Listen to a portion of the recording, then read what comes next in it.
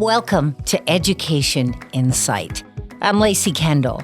Artificial intelligence has landed in the Inland Empire, allowing high school students to explore Egypt or China in virtual reality. It's helping pre-med students learn surgery with overlay vision that shows them where to make incisions, and it's making local logistic hubs more efficient.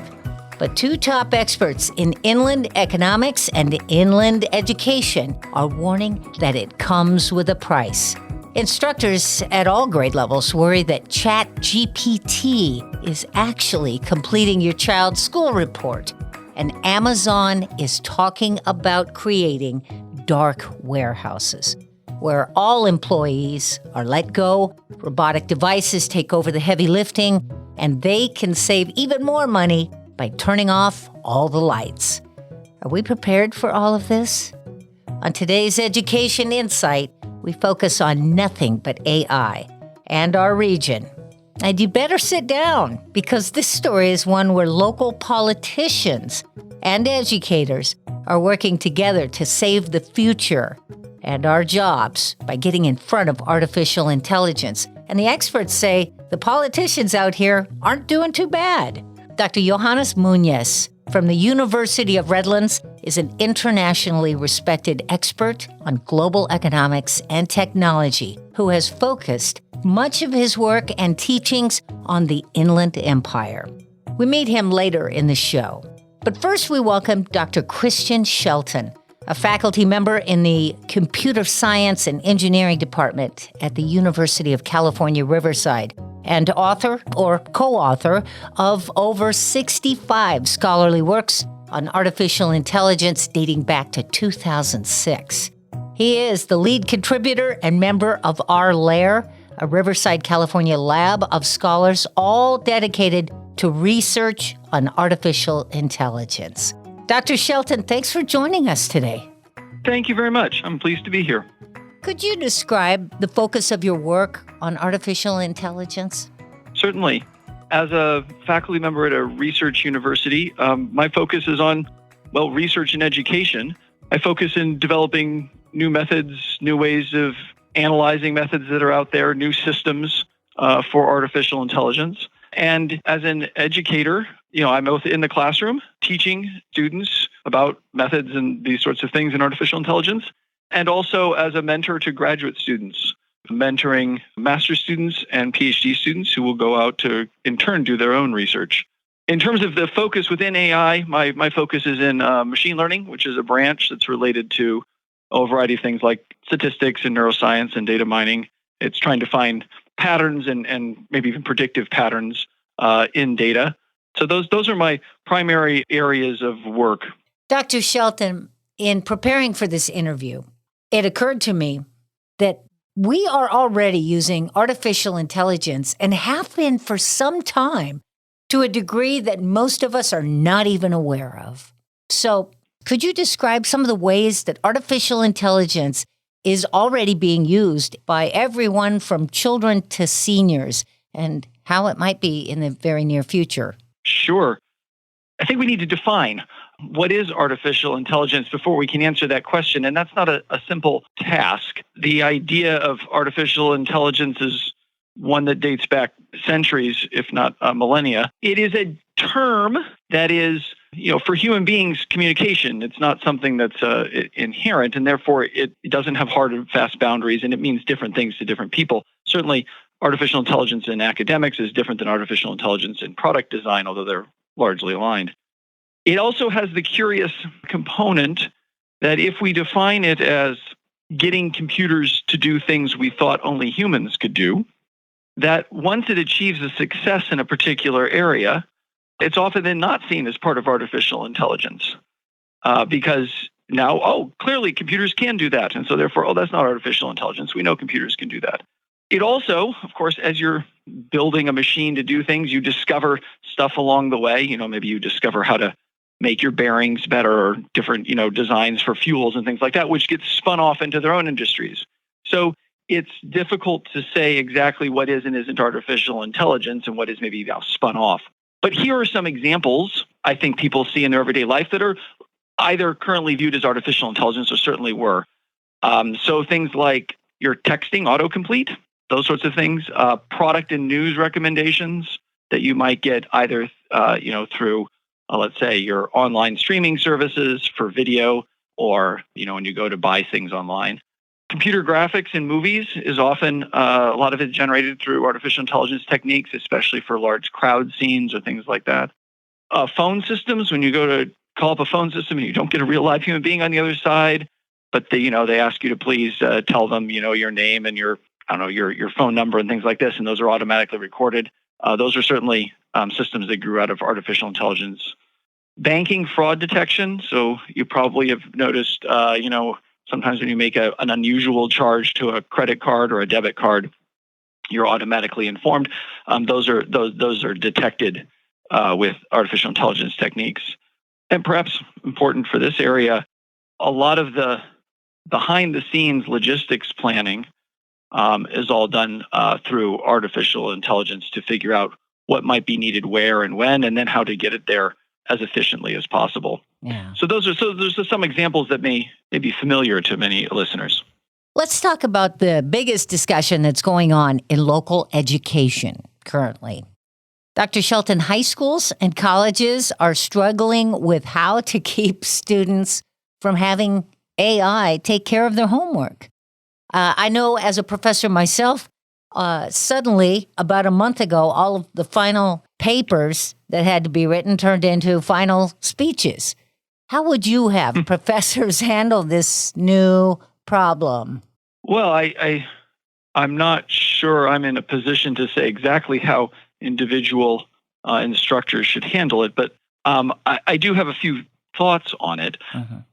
The first is that it's not an entirely new problem. Due to the interconnectedness of people, you can hire human beings online for, unfortunately, cheap sums of money to do your assignments for you. True. And so this perhaps is an acceleration. I don't want to say it's exactly the same, but it is an acceleration of the same situation. So that can be difficult to combat, especially if it's suddenly thrown into the spotlight and students are made more aware of it and perhaps therefore more apt to participate. I think many of the same techniques that work to try to combat pay for papers, that sort of fraud, would also work here.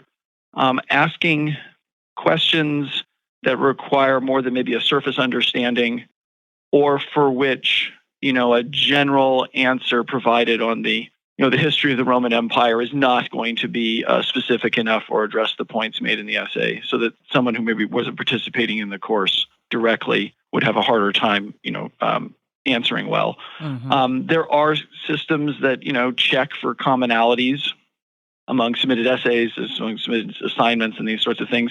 Actually, those are AI techniques themselves. Those can be used. In fact, I think just recently, there was a different AI researchers, found a way to detecting whether or not a particular essay was written by Chat GPT or something, right. One of these systems. So there are those ways. Vigilance is important, and certainly asking. It's difficult. I'm aware it's difficult to ask questions that drive at deep understanding or understandings of principles, as opposed to more surface understanding. But those sorts of questions tend to be harder to use an automated system to answer directly. So I think it's an ongoing problem. It's not an entirely new problem, but perhaps recent advances have made it maybe qualitatively a little different than it was in the past. Mm-hmm. I think it's worth saying that Chat GPT, which will write anything for you with whatever your directions are that you give it, is free. Unlike those services where you pay somebody to write a paper for you, and all students seem to be aware of it suddenly. Yes, I agree, and I think that is the qualitative difference. Even if it's just a mere slight qualitative increase, that's true. To that end, I have tried, for instance, some questions, for instance, from my machine learning course, a topic that ChatGPT should know pretty well, and at the high level, the answers were right on common topics.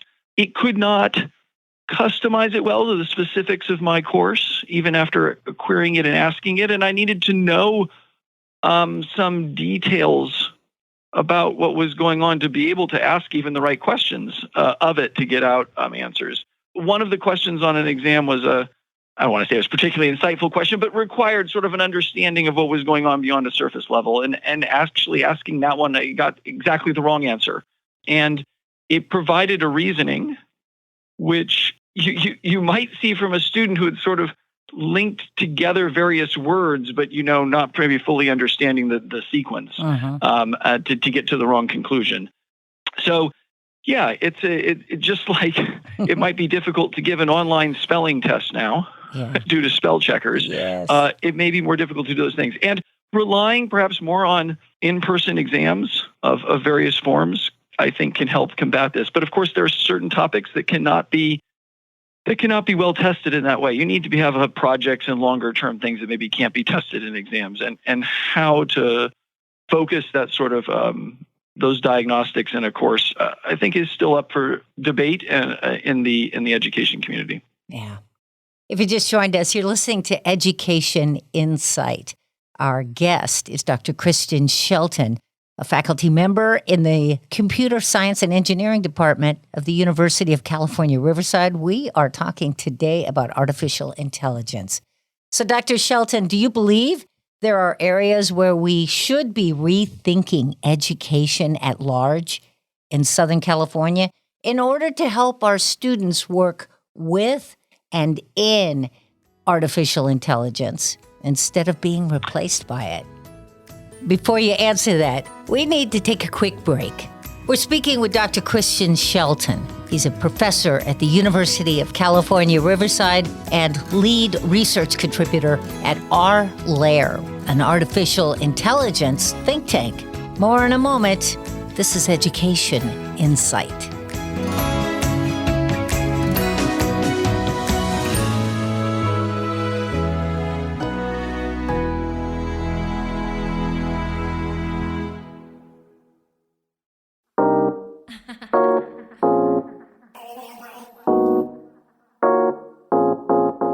Welcome back to Education Insight, focusing exclusively today on artificial intelligence and how it's changing education and our local economy.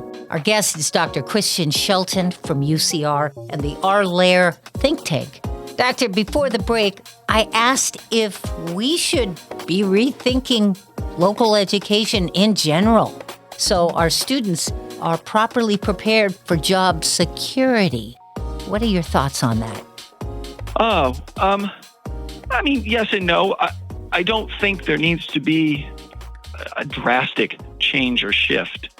There's been a focus for a long sustained period on STEM fields that involve, technology and math and engineering and the components that go into AI. And I think though that emphasis in the K through 12 system is being seen now, in higher education, and the students we get in their interests and their preparation. And I think that serves AI in a lot of different areas. Artificial intelligence is a technology like many others. It's not magic, for better and worse. And so, like any technology, you need understanding in the population of what it can and can't do. And that's often through experience. When automobiles were first introduced, I think people were afraid of them. They weren't sure what they could or could not do. But, as people got more used to them, they had a good sense of what their capabilities were, where their dangers were, and where their advantages were. But you also need people who can understand maybe some of the inner workings. If maybe they couldn't design AI, but they could understand how to use it effectively, how to understand when it is and isn't working and what to do about it. And then you need people who can design new methods from development up through research. I should mention that at UCR, we've introduced 4 new degrees sort of related to AI in the past couple of years. I was proud to be part of the committees that put these together.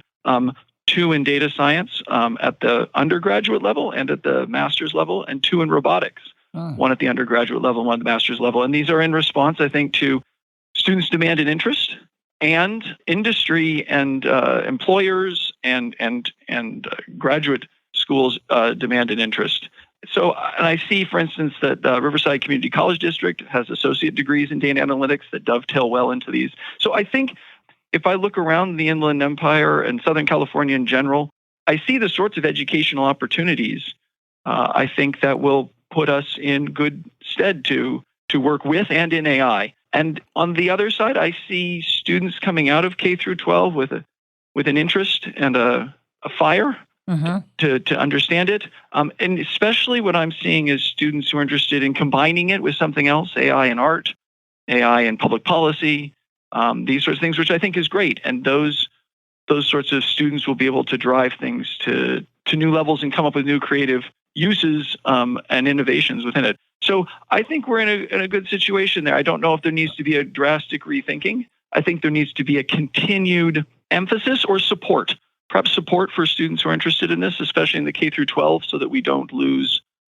their interest when they're being driven in 1,000 different ways as they're trying to grow up and become adults. That those who are interested continue to gain that sort of support. But I'm not a K through 12 expert, so I don't think I can speak definitively toward what would be helpful or useful there. But at the university level, I see things going in a very good direction that way.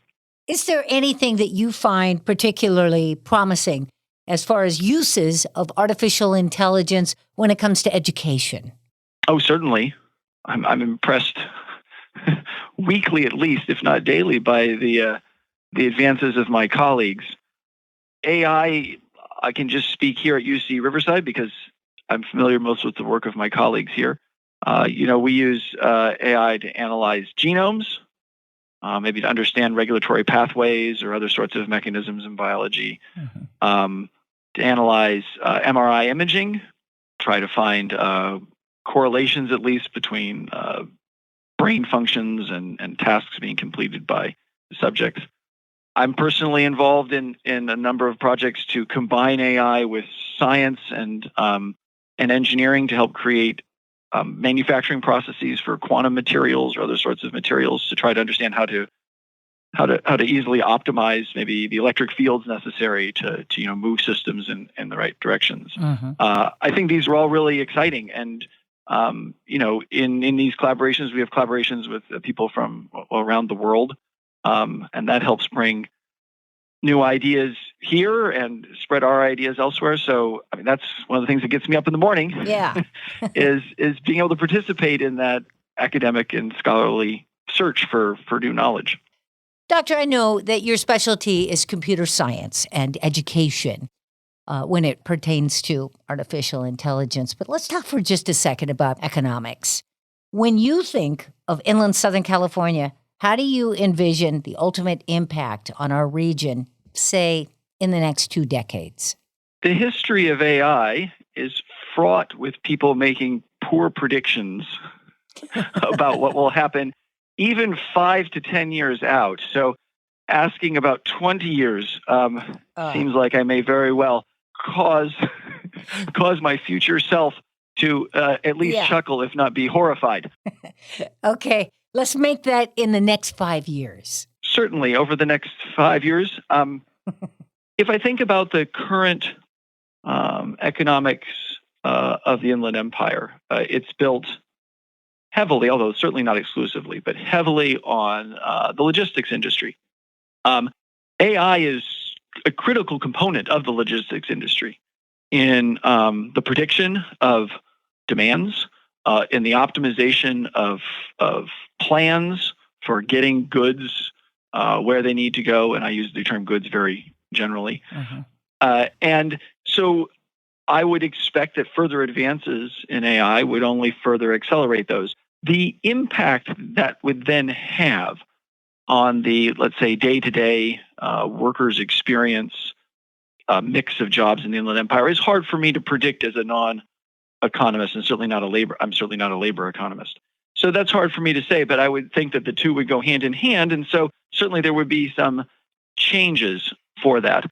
I think there are some large tech companies in the area, ESRI in Redlands, the new CARB Institute here in Riverside, and those certainly would depend on AI, and so changes in AI would help bolster their own workforces.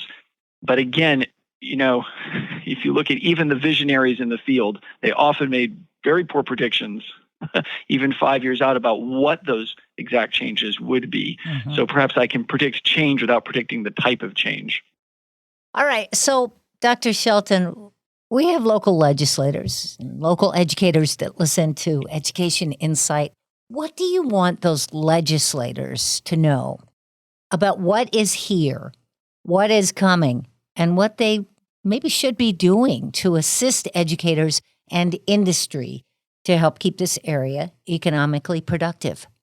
I think the first thing to know is that UC Riverside in particular has some truly excellent programs in AI in the area, in the related fields, from the bachelor's level through the PhD level, several of them new that I mentioned previously. These are great training, education opportunities where we attract students from around the world. The second thing, and I think I hinted at it before, is many students, I find, especially at the bachelor's level, but even at the graduate level, are interested at the intersection of AI and other areas, medicine, public health, things like this. So local students, I think, are hungry and interested. I get high school students frequently contacting me from across the state, interested in participating in some way in research in my area and such. And I think providing them opportunities at whatever level they're ready for. So some students, they just want to play around with it. When I was in high school, I wanted to fool around with the current, technology and stuff and see what it had to do to inspire me and see what I could do. Some are ready for more formal study, through degree programs. And so continuing to provide them those opportunities, I think, is critical. The second thing, and I don't think this is a new theme, but I think one that needs to be reemphasized, is that keeping those educated students here in the Inland Empire by giving them career opportunities, meaningful ones to them, where they see career growth and important impact of the company that they're with, is important. And I don't have, again, I'm not an economist. I don't have a silver bullet for how to do that. And I'm not a legislator, so I'm not sure what should or should not be affected in that way. But that's an important aspect for the health of the region. Do you believe our area can adapt to a large influx of AI? Yes, I don't see any reason why not. And I think there are a couple ways we can interpret that. One is the local people day to day, changes in their life due to AI.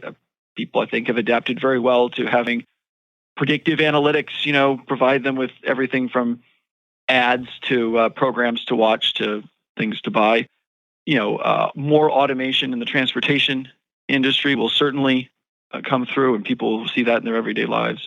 But also the region as a whole, I've lived here for about 20 years, and I've certainly seen it adapt to changes, I think, generally well. So I don't see any reason we can't do it. It will require adaptation, but I think we have the basic resources to do so. Dr. Christian Shelton with the Computer Science and Engineering Department at the University of California Riverside, the author or co-author of over 65 scholarly works on artificial intelligence. He is also the lead contributor and member of R-Lair, a Riverside California lab of all scholars, all dedicated to research on artificial intelligence. Dr. Shelton, thank you so much for coming on our program and helping us all to understand this a little bit better. You're welcome. I appreciated the opportunity. The Inland Empire has been called a red zone for robotics, and even the LA Times has speculated that as much as 65% of our warehouse, factory, and fast food jobs could be lost. But as we're learning today, the top experts say local educators and legislators have the power to change that and are already all over this issue. You're listening to Education Insight. Our guest is Dr. Johannes Moenius, the William R. and S. Sue Johnson Endowed Chair of Spatial Economic Analysis and Regional Planning for the School of Business and Society at the University of Redlands. Dr. Moenius, welcome to Education Insight.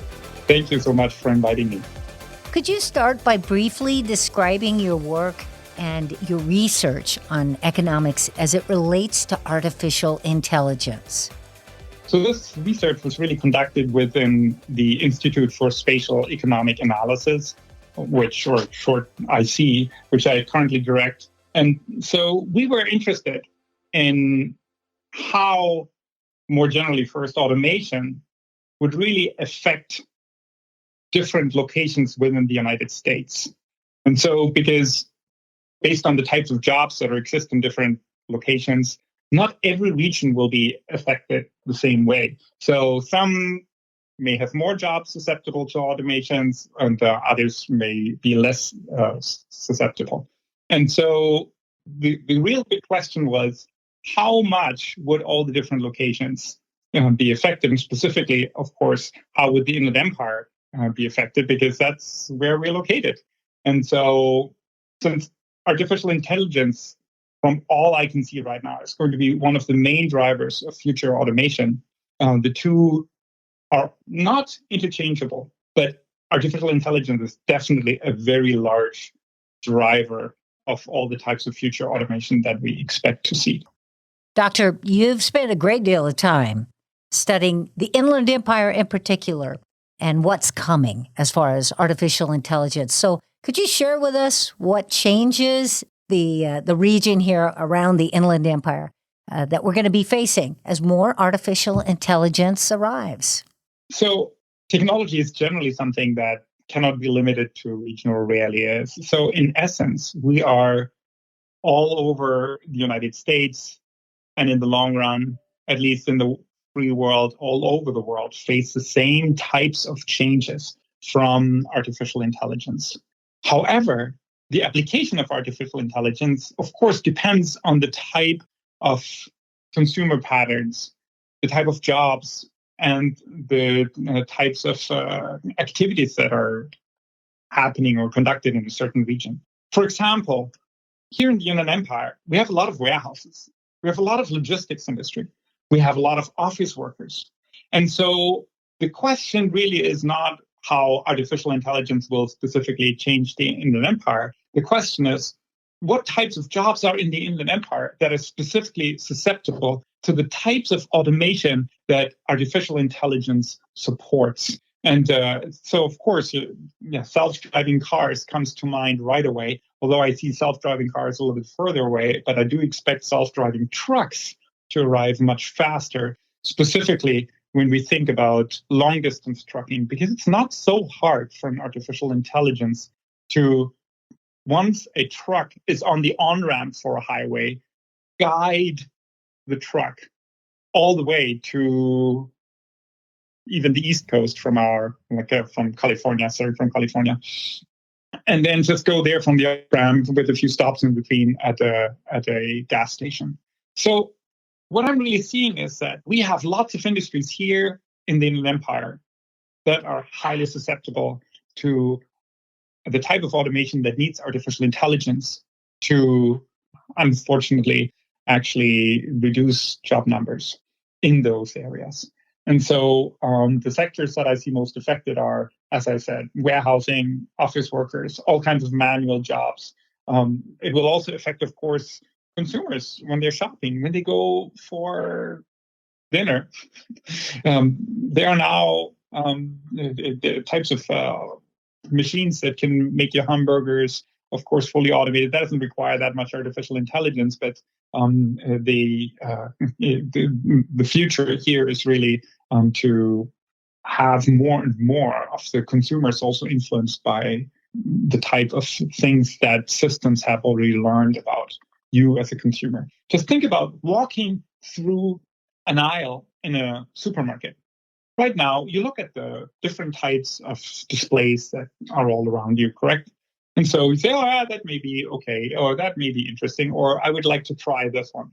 So if your cell phone in your pocket gives away information about what you last surfed, which restaurants you visited, what kind of food you have enjoyed, what kind of pages you visited on Amazon, then what will that this system do? It'll check all that and then tell you, oh, there's a new product offering in aisle 9, or when you pass by, it will just show a particular advertisement that is based on your consumption history, something of interest to you. And so the systems will learn your preferences over time, and that's going to affect all of us. So on the job side, it's the large sectors in the Inland Empire that face real challenges of retraining. And on the consumption side, it's the particular types of consumption patterns that are more prevalent in the Inland Empire than in other places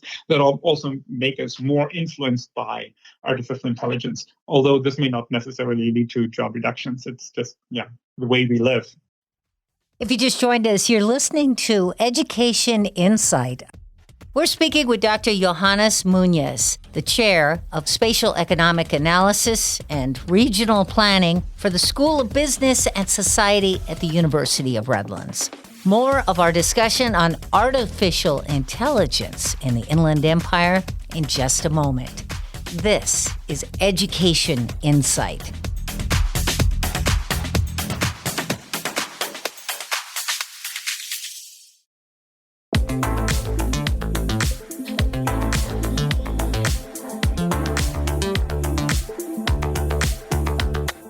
Welcome back to Education Insight. Our guest today is Dr. Johannes Moenius of the University of Redlands, a leading expert on economics and the impact of artificial intelligence on our region.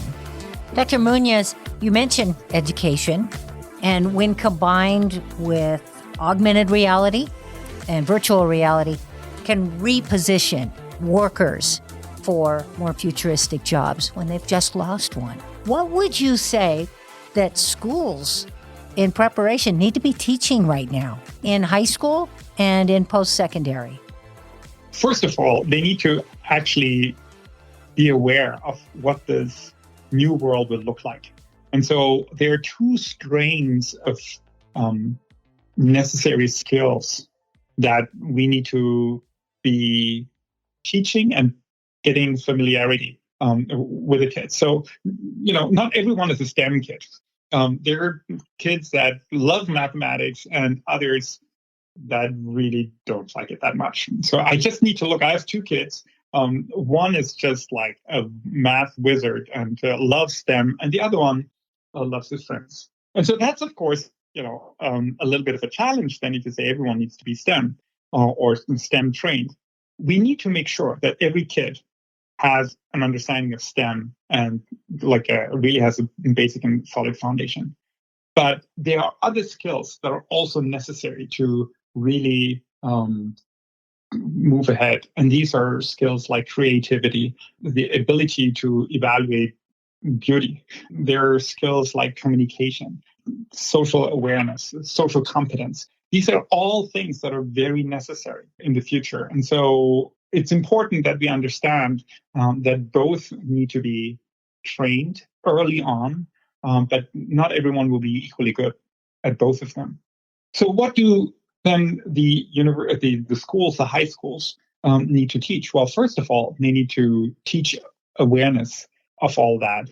Secondly, they need to make sure that kids become self-learners, that they understand how to acquire knowledge, competence, and skills in both of these directions themselves. They need to whet the appetite, get kids interested in these things so that they can actually pursue self-learning strategies by themselves. Because, a middle schooler will not necessarily go on Khan Academy to learn math by themselves unless their parents push them if they really dislike math.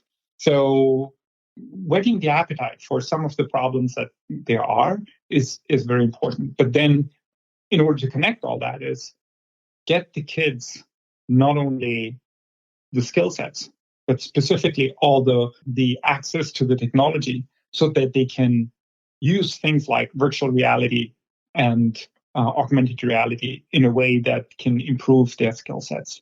And so at this point, I don't see that high schools and middle schools have the the technology available and the skill sets to really implement that.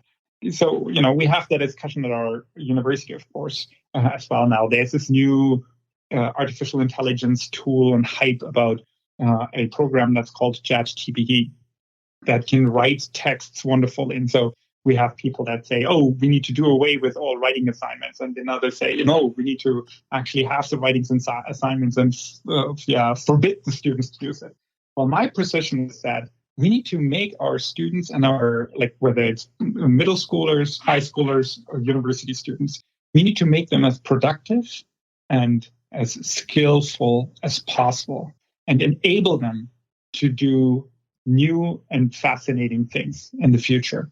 And for that, we need to get artificial intelligence into their hands as early as possible and have them learn, work with it in a reasonable way.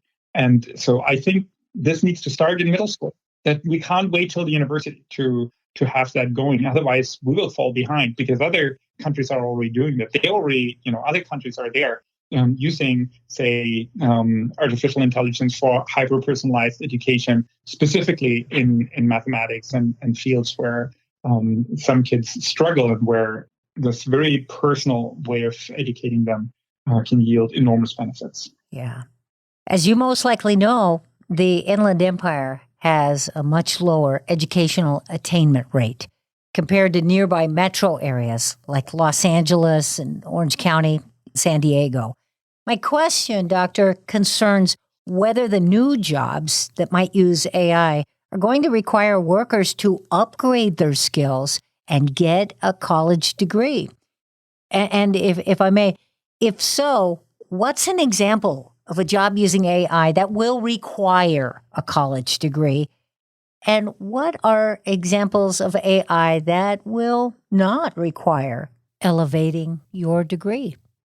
I think it's really important to be aware that there are different levels of depth of the usage of AI. If you think of driving from San Bernardino to San Diego, and you use Google Maps or any of those programs to guide you, then that's already learning the traffic patterns at a certain time and combining that with real-time information.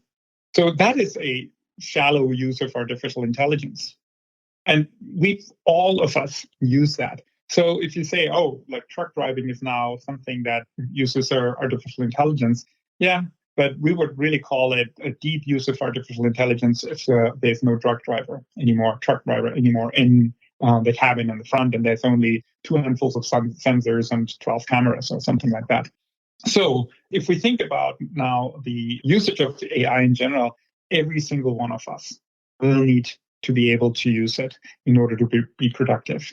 And since in the Inland Empire, we have a lot of jobs that are low skilled, not low skilled, but only require a lower level of education, then that means automatically that people need to be brought into the sphere where they can use it gainfully. Because artificial intelligence, in essence, has actually 2 ways of working in the job market.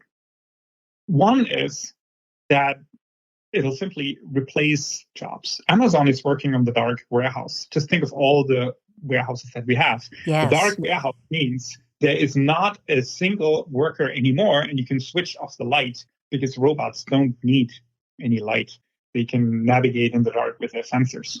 So if that really happens on a large scale, which I'm actually convinced will happen, the question is rather when, then we need to make sure that these workers will be able to be gainfully employed in the future. So in order to be gainfully employed, they need to find jobs that are augmented by artificial intelligence and not replaced by artificial intelligence. So the future income growth and also wealth growth that we as economists expect to come from artificial intelligence requires that people are transitioned into jobs that are augmented by artificial intelligence. And those are normally jobs that are higher skills. So we need to train people on a massive scale because we have lots of warehouse workers, we have lots of truck drivers, we have lots of office workers, we have all that in large numbers. And so that's why I'm arguing for really an offensive, almost like a warlike strategy, where we really think about how can we multiply the expertise of people in training, and that's, from my perspective, only possible through artificial intelligence in the combination with virtual reality and augmented reality. So will there be the general need for college degrees? Well, I'm of course biased. I'm a college professor, so I want to be just completely honest with you. So I don't think that every job will need a college degree, because not every person is cut out for college, and so. But the college degree in the future will take an entirely different role. It's not going to be as much a preparation for a particular job. It's going to be way more a strategic asset that people have in place that has taught them general problem-solving skills, understanding complexity, dealing with a depth of complexity that they will only be encountering if they are forced through something like a college education. And so it is going to be the basis for future advancements that will be much easier to obtain. And having said that, of course, there are certain types of artificial intelligence applications that will require college degrees. And a lot of them are in engineering, they're in the medical fields, and so on. But artificial intelligence penetrates every level of jobs. And educational requirements for jobs. So we all need to learn specifically strategic training for those who might be the most negatively affected by the future automation waves that we expect to come. Dr. Moenius, the picture you paint of a multitude of dark warehouses, as you mentioned that Amazon is calling it, is a little frightening for the Inland Empire. We just put an enormous amount of people over the last decade to work in those very plentiful hubs that are all over the whole San Bernardino and Riverside counties. So my thought becomes, if this is, as you put it, not if, but when that comes, if it's coming, our local legislators need to be very informed and educated on artificial intelligence, and they need to be working towards keeping this a fruitful area. What do you believe local legislators need to be working on right now? First of all, I actually want to compliment the local legislators. We are, of course, working with many of them, and the local legislators are normally way more open to those types of challenges than I see at the federal level. So there is, but the reason is that they know what their local industry makeup is and how much it will possibly be affected. So what do they need to do? First of all, of course, if we think of local legislators and regional legislators, it may sound weird, but the most important thing is that we remove the barriers to the implementation of artificial intelligence. We need to educate our companies and help them to actually adopt artificial intelligence now, and the faster, the better. Why? If we wait and block that implementation, artificial intelligence will develop even more. And that means then that more people will be affected all at once those barriers are overcome. Because if there's a barrier, there's a way of just climbing over it. So the most important thing for me is really that we remove the barriers right now. The reason also is that now, if we let artificial intelligence in, a smaller share of the industry and the smaller share of the jobs will be affected. Let me tell you one of my own experiences. When I was a young researcher, I worked at the University of Dresden in former East Germany. And so I went there right after the wall came down. And so now we try to bring people up to speed just on market economy. people that have been exposed to nothing else but Marxism, Leninism all their life and planned economy. So what we noticed is that, and that may sound really harsh, but that younger people had no problem to transition into the new thinking and the new type of economy. People get less flexible in acquiring new skills as they get older. I must admit that I'm noticing that in myself. And so in the large scale at Dresden, we just saw that people that were close to retirement age had just a really, really hard time to adjusting to the new realities. So if we want to have people adjust to the realities of artificial intelligence, the smaller the share of jobs and the smaller the share of consumption patterns that's affected by artificial intelligence is, the better to introduce it. So let's allow artificial intelligence in as much as possible and then build the educational infrastructure in parallel by quickly learning about where the true needs are, because no one knows that right now, where the true needs are and where they will be in 5 years or 10 years. So build the necessary educational infrastructure in lockstep with our experiences from allowing automation and artificial intelligence into our workspaces. The sooner the better. And then lobby in Sacramento and Washington, whatever you can, to get money for research on how to retrain our workforce as efficiently as possible. To be clear, when artificial intelligence enters into a large metro area like San Bernardino County, Riverside County, and the Inland Empire Metro, what kind of jobs are affected most? Would those be blue collar or would they be white collar? Artificial intelligence is, in terms of its emphasis, more capable of attacking white collar jobs than it's required for blue collar jobs. So when you think of blue collar jobs, that like the heavy lifting and so on, what we see is more the traditional type of automation that is supported by artificial intelligence. If we think of white collar jobs, then it's the AI directly, the artificial intelligence directly, that may pose a threat to the white collar job. So that, of course, if you aggregated that into the region, then it may sound that artificial intelligence is less of a risk for the Inland Empire. That is actually correct, but general automation is more of a risk for the Inland Empire, and artificial intelligence is more of a risk to jobs, say, in Silicon Valley or in the Research Triangle or something like that.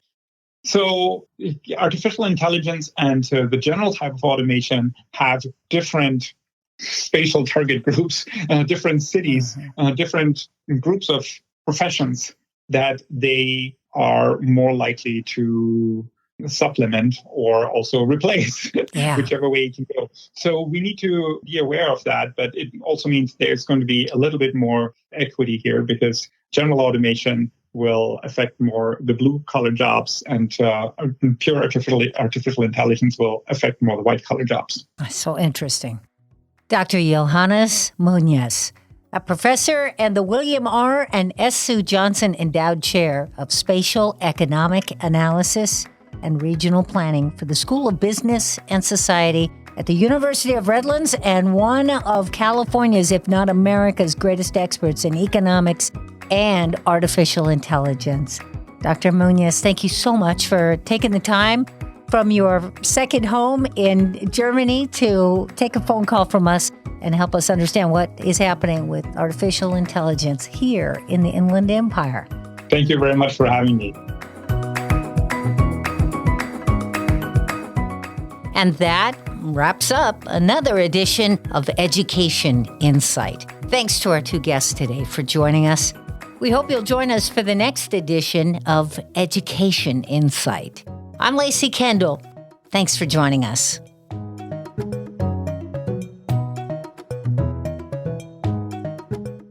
Education Insight is produced in partnership with KVCR San Bernardino. Our executive producer is Jacob Poor, and our production engineer is Tyler Veazey. Alyssa Silva is our production assistant. and Lacey Kendall is your host. Support is provided by Growing Inland Achievement, working together for inland education and economic success. And by College Futures Foundation. Do you have questions or suggestions for the future topics we should be covering? Write to us at educationinsight.org. Join us again next time for Education Insight.